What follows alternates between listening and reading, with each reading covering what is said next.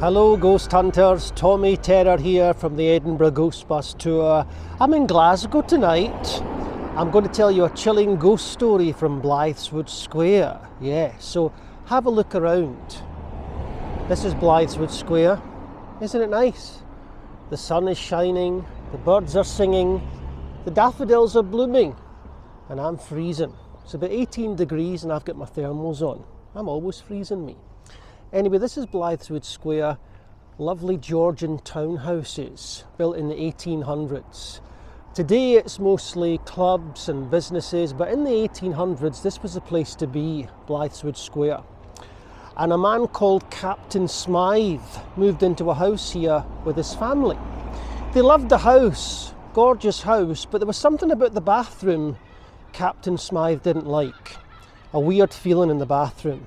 And despite the fact he had redecorated it a couple of times, had new windows put in, he couldn't shake off this feeling of something sinister in the bathroom. But you've got to have a bath, haven't you? So one day he's getting ready to have a bath, and he's put the water in the bathtub, and he's about to get in, and he sees something chilling. He sees the figure of a young woman walking through the locked bathroom door, going over to the bathtub, and strangling an old man who's lying in the bath, thrashing about mad. So Captain Smythe flees the bathroom in horror and he tells his wife what he's seen. They both go back in, no trace of anything untoward. So they decide not to tell anyone about it. She says, don't tell the children, for goodness sake. So they keep quiet and life goes on in Blythswood Square. Now sometime after that, quiet afternoon, Captain Smythe is in his study working and his son is in the bathroom getting ready to have a bath, and they hear an ear-piercing scream echoing through the house coming from the bathroom. So Captain Smythe runs to the bathroom and his son tells him that he's just seen the bloated dead body of an old man floating in the bath. So Captain Smythe has a look himself.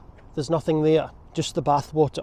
But that's the final straw. They've seen enough, so they sell up, they pack up, they move away, and they leave Blythswood Square behind them. But Captain Smythe couldn't stop thinking about this, wondering what it was all about, what he'd seen. So he did some research, asking old neighbours, looking at old newspapers, and he found out that a previous resident of the house has been a wealthy old man who was found dead in the bathtub by his much younger wife.